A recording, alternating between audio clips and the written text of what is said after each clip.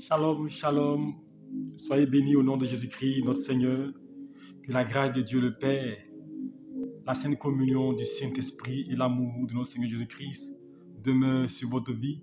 Très heureux de vous retrouver encore en cette soirée pour notre temps dénommé entre les mains du Seigneur. Ce temps de partage, ce temps où le Seigneur vient nous édifier à travers sa parole.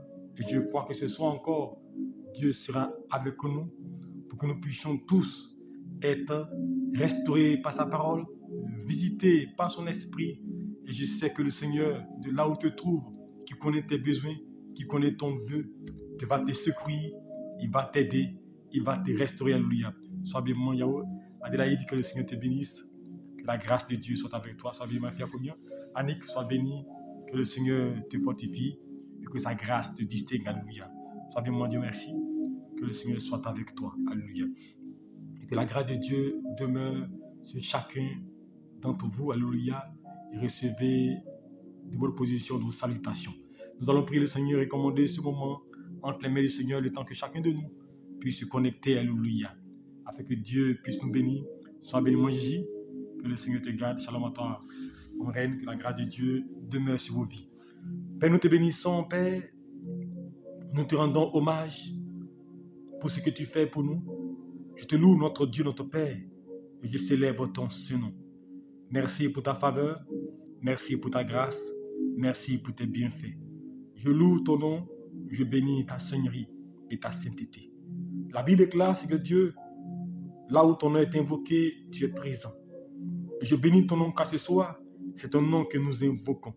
Et nous voulons te confier cet instant pour que cet instant vienne nous édifier, Père, à travers ta parole.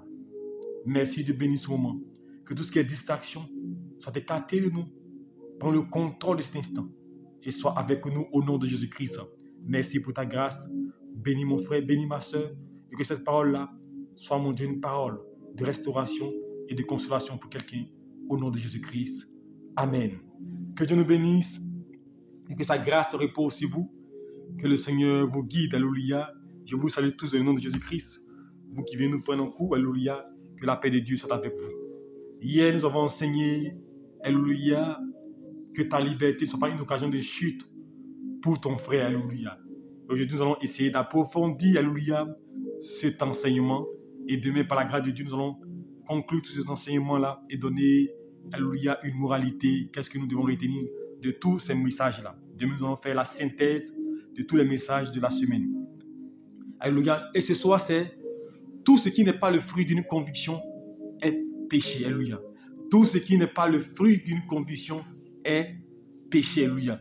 Pour dire que nous devons être convaincus des actions que nous posons, nous devons être convaincus des décisions que nous prenons, nous devons être convaincus de ce que nous faisons. Alléluia. Et à cet effet, nous allons lire notre passage. Voici Romains chapitre 12. Et on va lire ce passage en 3 phases. Alléluia. Romains chapitre 14 plutôt, chapitre 14, versets 2 à 9, première partie de notre lecture. Il est écrit, tel croit pouvoir manger de tout, tel autre est faible, ne mange que les légumes. Que celui qui mange ne méprise pas celui qui ne mange pas. Que celui qui ne mange pas ne juge point celui qui mange, car Dieu l'a accueilli. Qui es-tu, toi qui juges un serviteur d'autrui? S'il se tient debout ou s'il tombe, cela regarde son maître. Il se tiendra debout car le Seigneur a le pouvoir de l'affermir. Tel fait une distinction entre les jours, tel autre les estime tous égaux. Que chacun ait en son esprit une pleine conviction. Celui qui distingue entre les jours agit ainsi pour le Seigneur.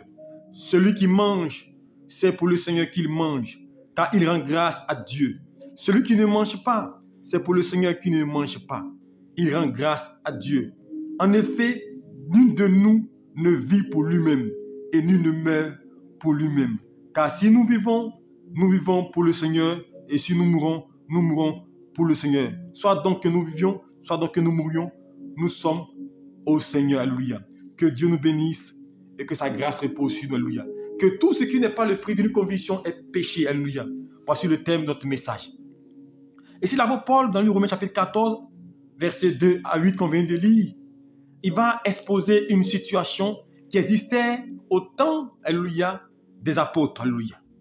Il dit, tel pense pouvoir manger tout. Parce qu'en Israël, il y avait des catégories de personnes. Il y avait les pharisiens avec les doctrines, alléluia. Il y avait les sadducéens, il y avait les paganistes, alléluia, ceux qui adoraient d'autres dieux. Et chacun avait une adoration. Et selon son adoration, il avait une attitude, alléluia, envers cette adoration. Alors quand les gens se convertissent, quand ils viennent à Dieu, d'autres vont abandonner, d'autres vont continuer, alléluia, avec ces adorations. Alors l'apôtre Paul, qui va prendre la parole, va vouloir interpeller, alléluia, ces personnes qui étaient à Rome, alléluia, à l'église de Rome, et il va leur dire, certains pensent pouvoir manger de tout. Certains disent que tout peut être consommé, alléluia. Il peut manger de tout, alléluia, et d'autres disent non, on doit manger telle chose. Parce qu'en Israël, il y avait des animaux pour les Juifs, il y avait des animaux qu'on disait négatifs, de mauvais augure, alléluia, de malheur qu'on ne consommait pas. Et certains Juifs étaient attachés à ces adorations et ils ne mangeaient pas certains animaux, alléluia. D'autres, par contre, mangeaient de tout parce que tout ce que Dieu a créé est pur, on doit manger, alléluia, on doit consommer, alléluia. Alors l'apôtre Paul dit, si quelqu'un est faible et puis ne mange que des légumes, alléluia, celui qui mange ne méprise pas celui qui ne mange pas. Donc toi qui manges des légumes, toi qui manges de la viande, c'est-à-dire que la viande, jusqu'à aujourd'hui même, il y a des églises qui ne mangent pas de la viande. Qu'aujourd'hui, il y en a qui ne mangent pas de la viande, d'autres c'est le vendredi, d'autres ont des jours, alléluia. Mais l'apôtre Paul dit, toi qui manges de la viande, toi qui ne manges pas de la viande, alléluia. Celui qui ne mange pas, c'est pour le Seigneur qui ne mange pas. Celui qui mange, c'est pour le Seigneur qui mange. Alors il va dire que celui qui ne mange pas ne juge point celui qui mange. Est-ce que vous comprenez? Que celui qui ne mange pas de la viande ne juge point celui qui mange, car Dieu l'a accueilli. Qui es-tu, toi qui juges un serviteur d'autrui? S'il se tient debout ou s'il tombe, cela regarde son maître, mais il se tiendra debout car le Seigneur a le pouvoir de l'affermir. Pour dire que tu n'as pas à regarder dans la vie de l'autre. Tu n'as pas à porter tes regards sur l'autre. Si l'autre estime que en mangeant des légumes, cela peut le rapprocher de Dieu, il est libre de manger des légumes. Si l'autre estime que en ne mangeant pas des légumes, cela va l'approcher de Dieu, il est libre. Comme certains ont fait par exemple jeûne sec. C'est comme je vais essayer de caricaturer pour un peu de l'explication. C'est une personne qui te dit, moi je fais jeûne sec. Donc le jeûne sec là, c'est mieux que lui qui fait jeûne à eau. Lui qui fait jeûne à eau dit non, jeûne à eau là, c'est pas trop bon. Il faut faire jeûne de 40 jours. Jeûne de 40 jours, c'est pas bon, vous voyez. Il dit qu'on lutte. Mais il dit, celui qui fait jeûne sec, celui qui fait jeûne 40 jours, celui qui fait 3 jours, ceux qui autres vont dire, mais que moi-même là, je coupe mon jeûne à midi. Moi, je jeûne qu'à midi et puis je coupe. Alléluia. D'autres vont dire, pendant que moi je jeûne, je prends quelque chose, je mange la moitié. Il dit que celui qui mange la moitié, celui qui s'abstient, c'est pour le Seigneur qu'il fait. Donc toi, alléluia, qui ne mange pas, toi qui fais 40 jours de jeûne là, il ne faut pas juger lui qui fait 2 jours de jeûne. Toi qui fais 2 jours de jeûne là, il ne faut pas juger lui qui coupe à midi. Alléluia. Car les deux, c'est pour le Seigneur qui les font. S'il se tient debout, s'il tombe, c'est pour le Seigneur. Toi, tu n'as pas à le juger. Alléluia. Là-bas, vous pouvez les interpeller pour dire, chaque action que quelqu'un pose, il le pose pour le Seigneur. Ce n'est pas à toi de venir avoir, comme il dit aux gens, on a un stylo rouge en tant que chrétien. Les chrétiens de ce siècle-là, nous avons un stylo rouge. Et nous, c'est nous qui notons les gens. Lui, il a 10, lui, il a 9, lui, il n'est pas bon, lui, il est spirituel, lui, il n'est pas spirituel. Comme si toi, tu as un baromètre pour savoir qui est spirituel et qui n'est pas spirituel. Alléluia. Mais bon, c'est dommage. Alléluia. C'est pourquoi il nous pose la question. Il dit, qui es-tu, toi qui juges un serviteur d'autrui? Toi qui es qui pour juger un serviteur d'autrui? Alléluia. Alléluia. Et je continue mon verset au verset 5 du chapitre 14 de Romains. Il dit, tel fait une distinction entre les jours, tel autre les estime tous égaux, que chacun ait en son esprit une pleine conviction. Alléluia. Certains disent que non, moi le mardi, c'est un jour spécial pour moi. D'autres disent, moi le mercredi, c'est un jour spécial pour moi. Et cela, c'était quoi? Pour les Juifs, en ce temps, les Juifs, le sabbat était le samedi. Le sabbat, dans la culture juive, c'est-à-dire que le jour de culte, c'est samedi, ce n'est pas dimanche. Si on veut suivre la loi chrétienne, c'est samedi qui est le jour, le 7e jour. Samedi, c'est le 7e jour selon le calendrier chrétiens, alléluia, mais juifs. Donc les juifs étaient attachés au sabbat. Donc pour eux, le dimanche était un jour, le samedi était un jour important qu'il fallait adorer le Seigneur. Donc ils distinguaient les jours. Pour les paganistes, alléluia, les paganistes qui adoraient des dieux étrangers, il y avait des adorations qui se faisaient, alléluia. Comme pour ceux qui ont étudié la civilisation grecque, vous savez, en grec, hein, il y avait des dieux décédés chaque jour. C'est pourquoi même quand vous prenez les jours de la semaine, lundi, mardi, mercredi, jeudi, vendredi, ce sont des noms qui sont attachés à des dieux ou bien à des dieux ou bien à des... Comment on peut dire ça même? Oh, Seigneur, donne-moi le nom. Bon, ça va venir, alléluia. Ou bien les mois, ou bien qui sont attachés quand même, à des... comment on pourrait dire? Oh, quand ça vient, je vous dis. Donc, c'était des jours qui étaient liés à des choses, à certaines choses. Donc, chacun les distinguait par rapport à lui, son adoration. Donc, on dit, non, tel jour, on ne doit pas faire telle chose.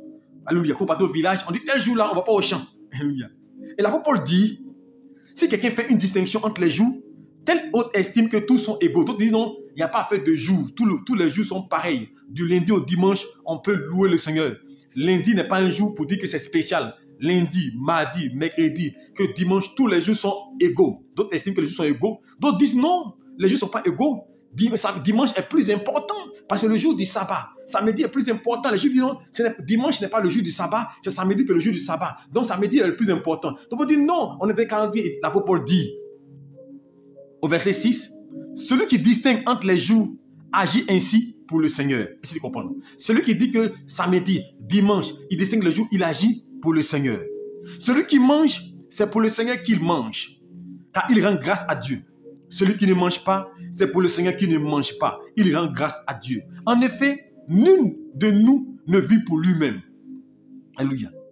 Et nul ne meurt pour lui-même. Donc l'apôtre veut signifier que tout ce que nous distinguons, c'est pour le Seigneur. Personne ne s'appartient à lui-même. Alléluia.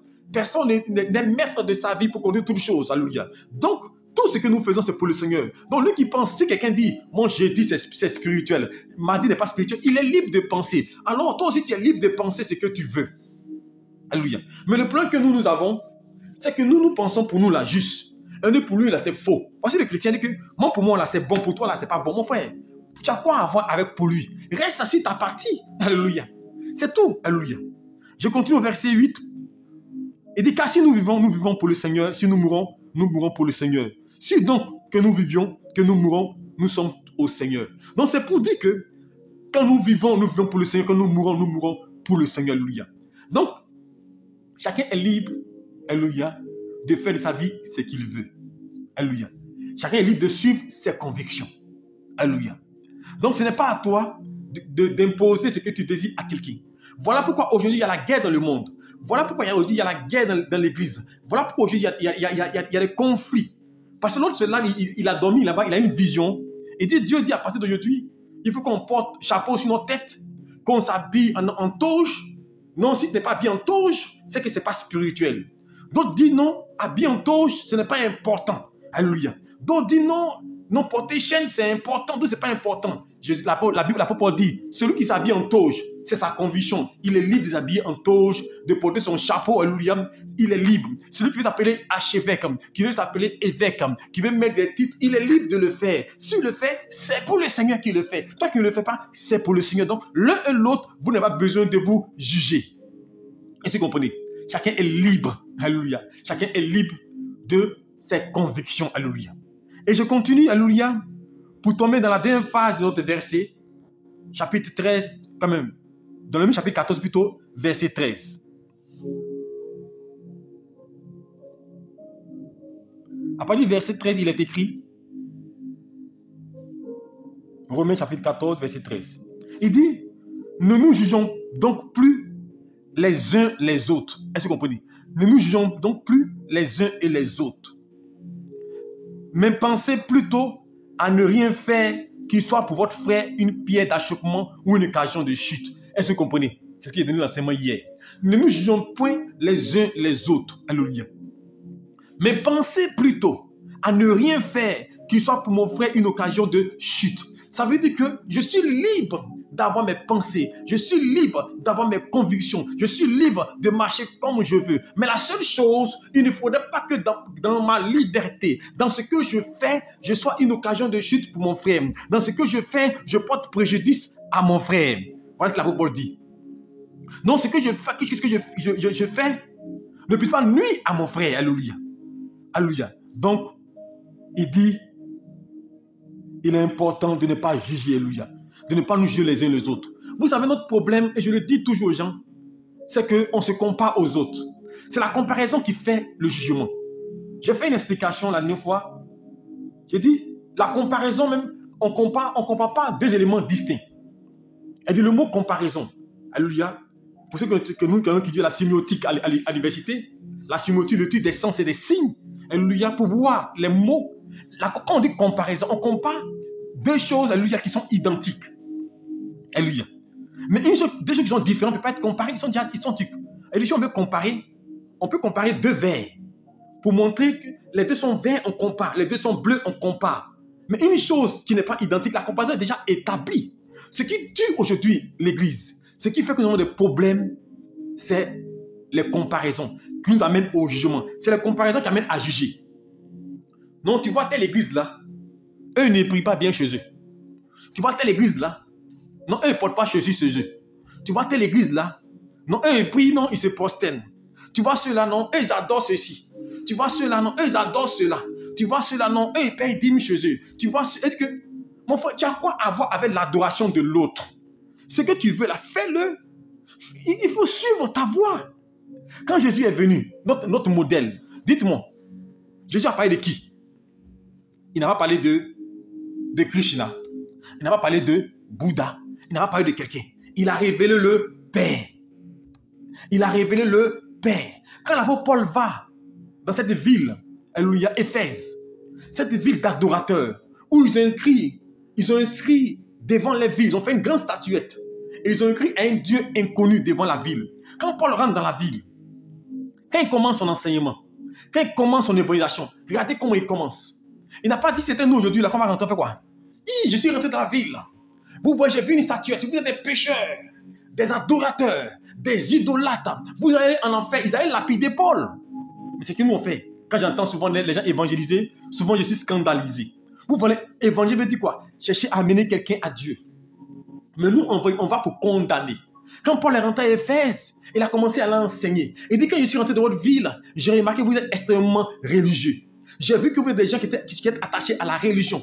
Mais je suis venu vous révéler ce que vous ne connaissez pas. Le Dieu que vous ne connaissez pas. Vous avez mis un Dieu inconnu. Je suis venu révéler ce Dieu inconnu. Vous voyez, c'est comme ça, les gens prêtent attention.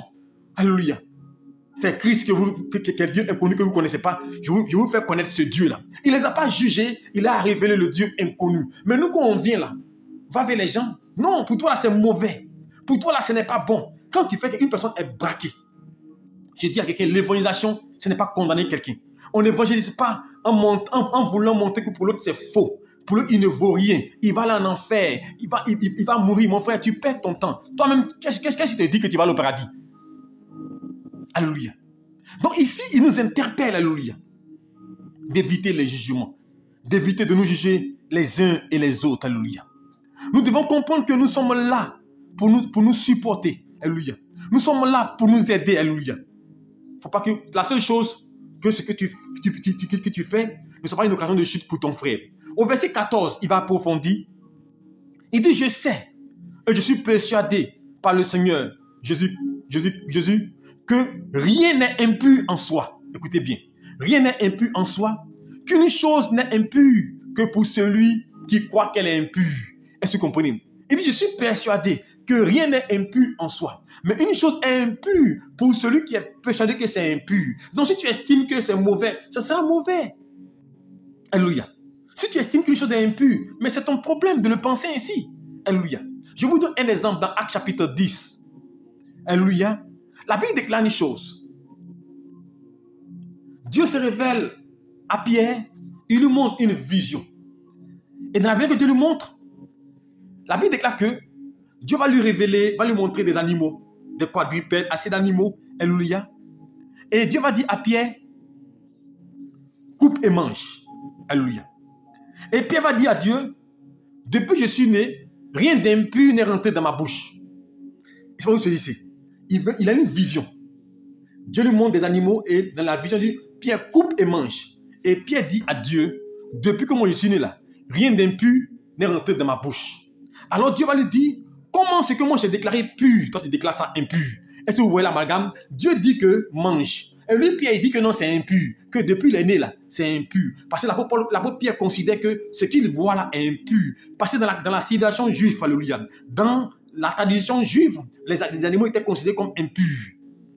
Donc lui, il ne pouvait pas manger quelque chose d'impur. Alors que Dieu l'a dit, c'est impur. Mais Pierre, voilà ça impur parce que lui-même, il avait une pensée d'impureté. Ce que tu penses, c'est ce qui agit. Alléluia. Il dit, tout est pur pour celui qui est pur. Alléluia. Donc si tu estimes qu'une chose est impure, c'est libre de le penser. Alléluia. Alléluia. Tu es libre de le penser. C'est pourquoi il est dit, je suis persuadé par le Seigneur, chapitre 14, verset 14, par le Seigneur Jésus-Christ, que rien, écoutez bien, que rien n'est impur en soi. Rien n'est impur en soi. Et qu'une chose n'est impure que pour celui qui la croit impure. Est-ce que vous comprenez? Rien n'est impur en soi, mais qu'une chose est impure pour celui qui la croit impure. Donc ce que tu crois impur sera impur. Si tu estimes qu'une chose est impure, tu es libre de la penser. Tu es libre de le penser, alléluia. Tu es libre, alléluia, de dire que c'est ta pensée. Mais ne juge pas l'autre qui pense que c'est impur. L'autre qui pense que c'est bon, ne le juge pas, alléluia. Et je continue au verset 15. Il dit, mais si pour un aliment, ton frère est attristé, tu ne marches plus selon l'amour. Est-ce que vous comprenez? Ne cause pas par ton aliment la perte de celui par lequel Christ est mort. Que votre privilège ne soit pas un sujet de calomnie que j'enseignais hier. Sinon, tu es libre de faire ce que tu veux. Tu es libre, alléluia, de poser, tu es libre de tes convictions, de tes choix. Mais la seule chose, il ne faudrait pas que ta liberté, il ne faudrait pas que ta façon d'agir dans tes libertés, dans ta foi, dans ta croyance, cela puisse apporter préjudice à ton frère. Tu sois une occasion de chute pour lui. Alléluia. Voilà ce que l'apôtre Paul veut nous dire. Alléluia. Nous allons prendre notre dernier paragraphe pour conclure notre message.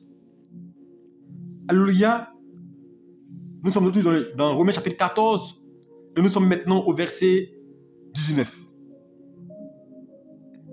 Il est écrit, verset 22 plutôt. Il dit, cette foi que tu as, garde-la pour toi devant Dieu. Alléluia. Cette foi que tu as, garde-la pour toi devant Dieu. Heureux celui qui ne se condamne pas lui-même dans ce qu'il approuve. Est-ce que vous comprenez? Heureux celui qui ne se condamne pas lui-même dans ce qu'il approuve. Mais celui qui a des doutes au sujet de ce qu'il mange est condamné parce qu'il n'a pas la conviction. Il n'a pas de conviction. Tout ce qui n'est pas le produit d'une conviction est péché. Est-ce que vous comprenez? Tout ce qui n'est pas le fruit d'une conviction est péché. Il dit heureux celui, alléluia, qui dans ses choix, alléluia, et qui quand même dans ses choix lui-même, il croit. Et quoi? Il approuve ses choix. Il ne se condamne pas en ses choix. Mais quand tu te condamnes toi-même, quand toi-même tu doutes de ce que tu fais, mais tu es dans le péché, la Bible dit quoi? Tout ce qui n'est pas le fruit d'une conviction, donc tout ce que tu fais sans conviction, tu manges, tu n'es pas convaincu. Tu fais, tu n'es pas convaincu. Tu adores, tu n'es pas convaincu. C'est un péché. Tu vas chez un pasteur qui prie pour toi, tu n'es pas convaincu. Tu es en train de pécher. Pourquoi tu vas vers lui alors? Tu vas dans une église, tu ne crois pas à la prière. C'est un péché. Tout ce qui n'est pas le fruit d'une conviction est péché. Toute action que tu poses, tout ce que tu poses comme acte, dont tu doutes, c'est la vie, c'est un péché. Est-ce que tu comprends?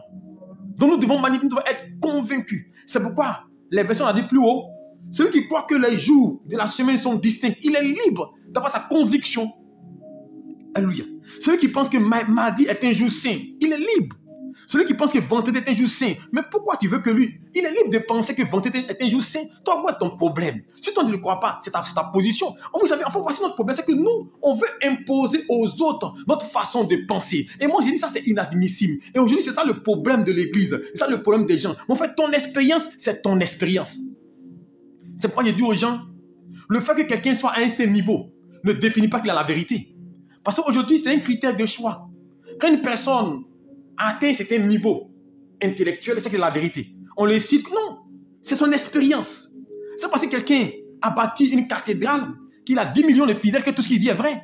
Que sa vie, alléluia, est comme c'est la parole de l'évangile. Non, ça n'a rien à voir. Je suis libre de mes convictions. Parce qu'aujourd'hui, les gens veulent qu'on dénature que tu laisses tes convictions pour suivre quelqu'un parce qu'il a réussi. Non. Parce que quelqu'un a réussi. Donc, ça veut dire que ce qu'il fait est réel. Non, c'est faux. Tu dois marcher par conviction. Sois un homme de conviction. Alléluia. En tout cas, moi, je suis un homme de conviction. Et personne ne peut me détourner de ce que je fais. La seule chose que la Bible nous dit, dans ta conviction, il ne faudrait pas que ce que tu poses comme acte porte préjudice à ton frère ou même soit une occasion de chute pour lui. Ça veut dire quoi? Moi, je peux avoir une conviction à une chose. Mais si elle est négative, ce n'est pas bon. Je dis, par exemple, moi, j'ai la conviction, moi, je vais boire. Moi, je peux boire, m'enivrer. Mais lorsque je bois, que je me saoule, à ce moment, je porte préjudice à qui? À mon frère. Alléluia. Et nous allons revenir plus haut. Vous allez mieux comprendre. Genèse, comme Romains chapitre 14, on va revenir plus haut encore. À partir du verset 20. Il dit, pour un aliment, ne détruis pas l'œuvre de Dieu. Est-ce que tu comprends? Pour un aliment, ne détruis pas l'œuvre de Dieu. La vérité, toutes choses sont pures. Écoutez bien. La vérité, toutes choses sont pures. Mais il est mal à l'homme, quand il mange, de devenir une pierre d'achoppement. Il est bien de ne pas manger de viande, de ne pas boire de vin, de ne pas s'abstenir de ce qui peut être pour mon frère une occasion de chute, de scandale ou de faiblesse. Donc quand Dieu te demande de poser une action là, ce n'est pas pour toi. Est-ce que tu comprends? Ce n'est pas pour toi. Pour toi, tu peux avoir la force de résister, de tenir. Mais il ne faut pas que ta conviction là puisse porter quelqu'un en enfer. Quelqu'un a marché hors d'abord. C'est pourquoi j'ai dit un chrétien, un enfant, un modèle. Parce que les gens te regardent. Il faut dire, moi, je peux tout faire. Je peux me comporter comme je veux dire. Tout m'est permis, mais tout m'est pas utile. Donc, fais attention à ta conviction. Que ta conviction, alléluia, ne soit pas dommageable pour les autres. Sinon, sois un homme de conviction. Il y a des gens qui sont des suivistes. Et aujourd'hui, l'église d'aujourd'hui, à 110%, je le répète, peut-être plus que ça. Les chrétiens sont des moutons qui sont des suivistes. Parce qu'un homme s'assoit là, il dit, j'ai rêvé, Dieu dit, on va manger Hebb, et puis les gens mangent Hebb. Un homme se lève, il a rêvé, Dieu dit, on va payer bouteille d'eau à 5 000 francs, vous partez payer bouteille d'eau. J'ai dit aux gens, et je le répète, partout où on vend bouteille d'eau là, il faut quitter là-bas. C'est du commerce, c'est de l'escroquerie. On ne vend pas bouteille d'eau dans la Bible. Non. C'est Dieu qu'on a besoin de trouver des micmacs pour escroquer les gens. Non. Il ne faudrait pas que ce que tu fais, tu es libre d'avoir la conviction.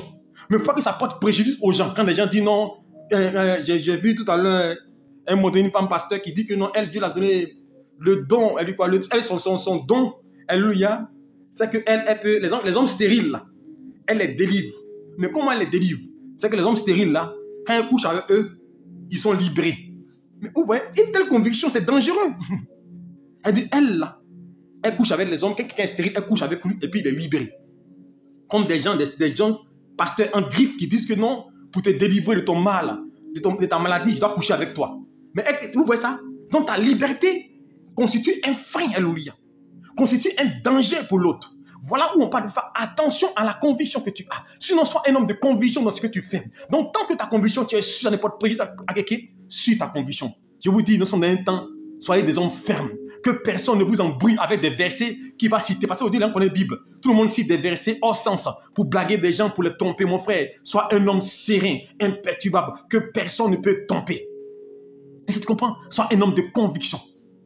Sois un homme de conviction.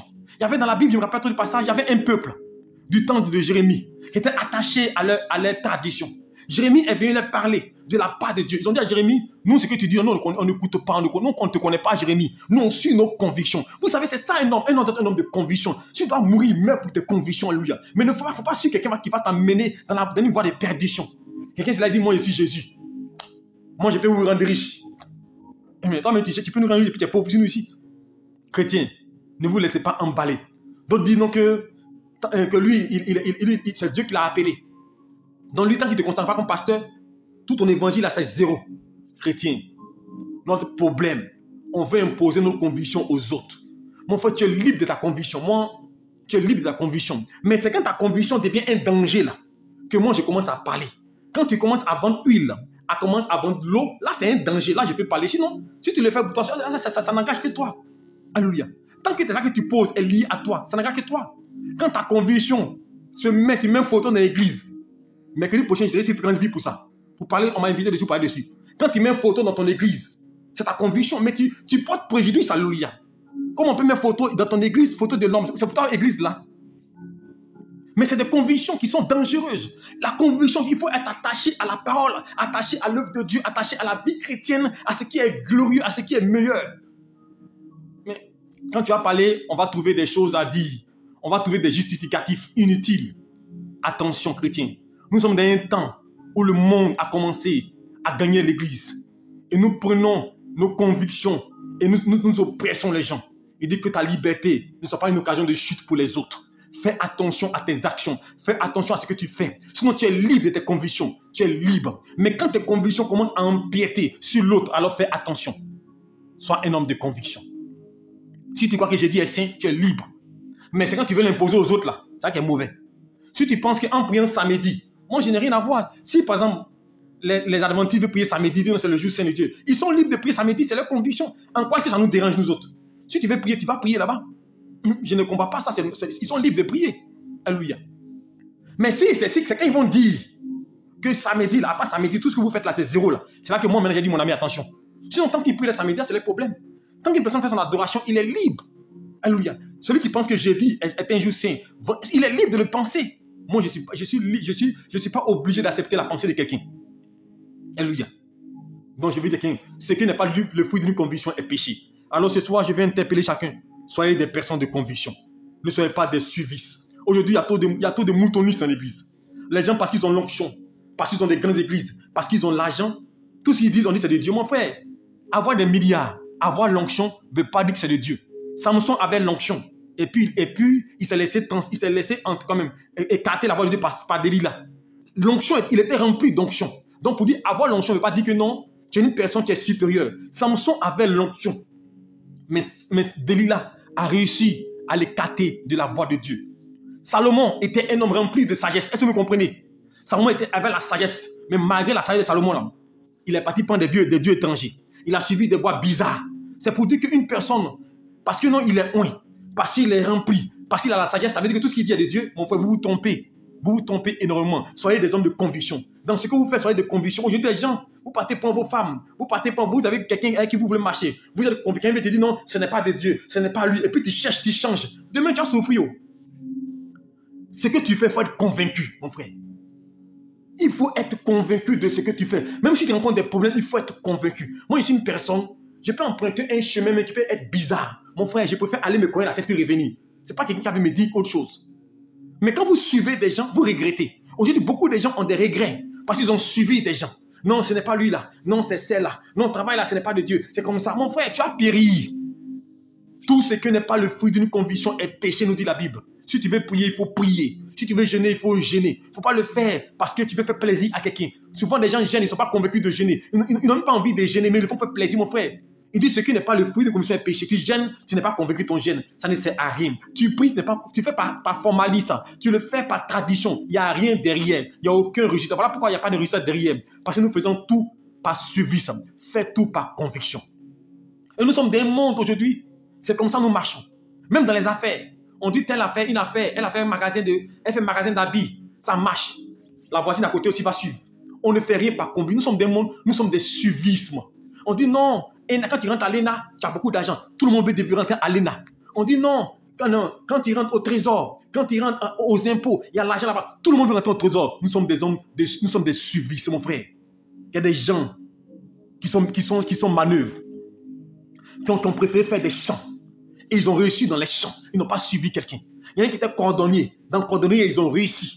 Il y en a qui étaient coiffeurs. Dans le coiffeur, là, ils ont réussi. Mon frère, il faut un homme de conviction. Le monde nous a détruits. Et surtout en Afrique, nos parents nous ont influencés parce qu'ils ont voulu que les enfants ressemblent à d'autres personnes. Il faut être le magistrat. Il faut être le docteur. Ils sont partis, ils n'ont pas réussi. Il faut aller faire forcément droit. Il faut aller faire forcément sciences éco. Parce que là-bas, quand tu fais, il y a l'argent là-bas. Il faut suivre telle voie. Des gens aujourd'hui ont échoué dans les vies parce qu'ils ont suivi des gens. Des gens voulaient devenir planteurs. Des gens voulaient devenir mécaniciens. Des gens voulaient devenir agriculteurs. On dit non, là-bas, ce n'est rien. C'est vivre. Mon frère, va en France. Va aux États-Unis, les gens, il va faire doctorat, il devient boulanger. C'est sa passion, il est convaincu de ça, il laisse tout ça. J'ai suivi une mission où des magistrats, des docteurs, s'il fait tant, tu as fait un. Ils ont fait une mission de cuisine, ils veulent ouvrir un restaurant, ils veulent laisser magistrature, ils veulent laisser avocat, ils veulent laisser directeur de sûreté pour venir faire cuisinier, parce que c'est sa conviction, ce qu'il désire. Mais aujourd'hui ici, nous suivons le matériel. Nous suivons les hommes. C'est pourquoi aujourd'hui, les gens n'ont pas de personnalité. En politique, dans la société, les hommes politiques n'ont pas de personnalité parce qu'ils suivent les moyens. Ils n'ont aucune conviction. Un homme de conviction, mon frère, tu ne peux pas l'acheter. Tu ne peux pas le détourner. Il est serein. Il est imperturbable. Même s'il doit périr, il va périr comme ça. Même s'il n'a rien, il va rester dans sa situation parce qu'il sait où il va. On est suivi sans dire non, il faut venir. Tu allais prendre médicaments, tu allais prendre ceinture de sécurité, mon frère. Tu allais au Bénin, tu allais acheter tant. Mon frère, tu ne sais pas qui tu suis. Sois un homme de conviction. Car ce qui n'est pas le fruit d'une conviction est péché. Alors ce soir, c'est le but de mon message. Je vais conclure ce soir pour dire à quelqu'un, ne sois pas un suivissant. Dans le travail, dans ta vie, dans ta marche, ne sois pas un suivissant. On peut être guidé, on peut être conseillé par des gens qui ont vécu avant nous. Mais ils vont nous donner des conseils. Les conseils doivent nous aider. Est-ce que vous comprenez? Quelqu'un a vécu dans son foyer. Il peut donner des conseils. Mais son foyer ne ressemble pas à ton foyer. Est-ce que vous comprenez? Son foyer là, ne ressemble pas à ton foyer. Ce n'est pas la même réalité qui sont là-bas. Donc ce qu'il dit là peut être faux chez toi. Parce qu'aujourd'hui, même les enseignements que nous donnons, les enseignements, c'est selon alléluia, les différentes choses que nous vivons. Le contexte de ce qu'on vit. Mais si vous voulez généraliser ce que vous vivez, vous allez suivre des gens. Non, la voisine dit non, mon mari là, voilà ce qu'il fait. Toi aussi tu veux suivre. Mon frère, que c'est la même chose. Sois une femme de conviction. Il y a des femmes, alléluia, qui ont vendu au marché pour mettre les enfants à l'école. Comme une dame de qui on me parlait hier. Quand son mari est décédé veuve, elle a fait plantation. Elle a fait plantation. Elle a mis ses 6 enfants à l'école et tous ont réussi. D'autres sont aux États-Unis. Mon frère, c'est pas être aux impôts. C'est pas être à la douane. C'est pas être docteur. C'est pas être à la NASA qui va faire que tu vas réussir. C'est pas le fait d'être Miss Monde. Parce que souvent même là, les femmes les plus belles n'ont pas de mari. Sinon, toutes les Miss ne sont pas mariées. Alléluia. Donc, ce n'est pas le fait c'est une question de conviction. Il faut être sûr de là où tu vas. Dieu va envoyer pour toi. Marche. Il ne faut pas ressembler à quelqu'un. Au lieu des femmes se dénaturent. Elles sont jolies. Elles vont aller gâter les teints. Elles sont jolies. Elles vont prendre des trucs. Parce que des gens te disent non, tu n'es pas jolie. Non, ton teint là est bizarre. Tu vas aller partir gâter ton teint. Parce que tu ne crois pas. Tu n'es pas convaincu de ce que tu es. Non, tu t'habilles trop bizarrement. À cause d'un, tu as changé ton habillement. Ma soeur, sois convaincu de ce que tu fais. Sois convaincu de là où tu vas. Que personne ne t'amène à te dénaturer. Que personne, parce que c'est les complexes que nous traînons, qui nous dénaturent. Et c'est ça le problème de l'Africain. L'Africain est complexé. Et le complexe là est resté en lui. Ce qui fait qu'il pense qu'il n'est rien. Il n'a pas de valeur. Alléluia. Il est obligé de se sous-estimer par rapport aux autres. Moi, j'ai dit aux gens, tes milliards ne m'impressionnent pas. C'est pas certaines personnes qui ont l'argent, peut-être nous trouvent assez. Ils pensent que nous, on est trop suffisants. Ce n'est pas une suffisance. Moi, je crois où je vais. Je crois des gens DG, PDG, magistrats, généraux. Les titres là, c'est pour eux. Je ne m'aperçois même pas même. Mon frère, si j'ai 5 000 francs, c'est mes 5 000. Apprenez à être convaincu, à être fier de ce que Dieu vous donne. Parce que le fait de ne pas être convaincu, de vouloir suivre des gens, vous avez envie de suivre des compromis, de marcher dans des chemins, de tendre la main, de vous rabaisser, de rentrer dans le compromis, dans des choses négatives qui vont gâter votre vie. Ma soeur, mon frère, reste serein. Reste serein, imperturbable. La vie, sois convaincu de là où tu vas. Un jour, tu verras la gloire de Dieu. Un jour, Dieu te visitera. Un jour, Dieu te restaurera. Sois convaincu. Ne laisse personne te détourner. Ne laisse personne te garder de la voix de Dieu. La Bible déclare Joseph était un homme de conviction. Il a été chez Potiphar. Il gérait la maison de Potiphar. La femme de Potiphar dit, viens, sortir avec moi. Il dit non. Elle lui a proposé. Peut-être s'il sortait avec elle, il peut avoir des biens, il peut avoir des grâces. Il dit non, je refuse. Ça l'a entraîné en prison. Mais ça n'a pas empêché d'être convaincu, mon frère. Si marcher dans la vérité, toi me conduire en prison, je suis prêt à l'accepter. Sur le fait de ne pas suivre des gens dans le mensonge, je suis prêt à l'accepter. Aujourd'hui, les gens, ils veulent te mettre en parole avec les gens. Mon frère, sois un homme de conviction. Sois un homme de conviction. Ne te laisse pas entraîner par des gens. Ils peuvent être plusieurs. Mon frère, la vérité n'est pas dans le nombre. Est-ce que vous comprenez? La vérité n'est pas dans le nombre. Ils peuvent être plusieurs, puis être dans le faux. Parce qu'aujourd'hui, c'est ça. Parce qu'ils sont nombreux, et puis tu vas laisser ta voix. Tu vas laisser ton chemin. Des gens disent, on dit non, tu dois aller ici. Comme ils sont à Saint-Paul, non, ça ne te ressemble pas. Tu vas laisser. Sois une femme de conviction, un homme de conviction. J'ai une de mes filles, il y a 15 ans en arrière. La fille d'une de mes filles, de ma petite fille, quand elle a eu le bac, elle voulait faire le droit. Et moi, je lui ai dit, je te vois en train de faire le droit. Je te vois en train de faire le droit. Son père, qui était colonel, à son temps colonel, avait tout autour d'eux, parce qu'elle a aussi un oncle qui était dans le droit, il devait être, il travaillait dans le droit. Et tous, ils sont mis ensemble, ils ont commencé à l'influencer. Non, il faut faire droit, il faut faire... Non, quand même, il faut faire médecine. Elle avait quelqu'un qui était dans... On veut un docteur dans la famille, il faut faire médecine. Ils ont commencé à influencer la fille. Il faut faire médecine. Je dis, ma fille, fait droit. Il faut faire médecine. Elle n'est pas s'inscrire en droit, en médecine plutôt. Première année. Deuxième année, elle est tombée malade. On l'a renvoyée de médecine. Droit, après, elle est venue faire droit. C'est droit qu'il a envoyé, c'est droit qu'il a fait qu'elle est partie en Europe. Chrétiens, soyez des hommes de conviction. Si vous êtes convaincus de ce que vous faites, vous allez réussir. Et croyez en ce que vous faites. Croyez en ce que vous faites, alléluia. Que personne ne vous amène à douter. Ne doutez pas. Souvent, vous ne croyez pas en vos affaires. Quand tu fais une affaire, il faut croire. Ça peut ne pas être bon sur les hommes. Ça peut ne pas être grandiose. Il faut croire. Mon frère, crois en ton œuvre. Crois en ce que tu fais. Si je suis assis ici en train de prêcher, c'est parce que je crois en l'œuvre que Dieu m'a mis à cœur. Sinon, pourquoi je vais me mettre ici pour vous prêcher? Crois en ce que tu fais. Sois un homme de conviction. Si tu es un homme de conviction, tu vas réussir dans ta vie. Et les gens vont te respecter. Les gens aiment les gens de conviction. En tout cas, moi, j'aime les gens de conviction. Je n'aime pas les gens qui sont changeants selon les humeurs. Qui changent selon ce qu'on leur donne. Non, demain, quand l'autre vient te dire non, il a raison. Quand l'autre vient te dire non, lui, il a raison. Ça, c'est quelqu'un que je connais qui fait ça. Mon frère, apprends à être une femme de conviction. Dans tes affaires, dans tes activités, que ton oui soit oui, que ton non soit non. Tu dis, mon frère, toi là, je ne marche pas avec toi. Point final. Et je dis ça aux femmes. Quand tu vois un homme venir te faire la cour, quand tu sais que c'est pas, dis mon frère, c'est pas la peine. Tu sais que ça va marcher, et puis quand ta soeur te dit non, c'est pas grave, faut essayer, ça va aller. Tu n'as pas envie, mais tu essayes. Demain, tu es dans un traquenard, parce que quand un homme vient pour te marier, maintenant tu es entre deux gars, maintenant l'autre là, maintenant par affaire de reconnaissance, tu es obligé d'accepter ses offenses. Il t'a payé ton école, parce qu'il t'a aidé. Mais c'est toi qui termine cette situation-là, tu termines ce problème. Et beaucoup de gens, ils sont mariés par reconnaissance. Ils ont suivi des voies par reconnaissance, parce que le gars l'a aidé. Chrétien, soyez des hommes de conviction, pour ne pas qu'on vous asservisse. Marchez par la conviction, parce que la Bible déclare, ce qui n'est pas le fruit d'une conviction est péché.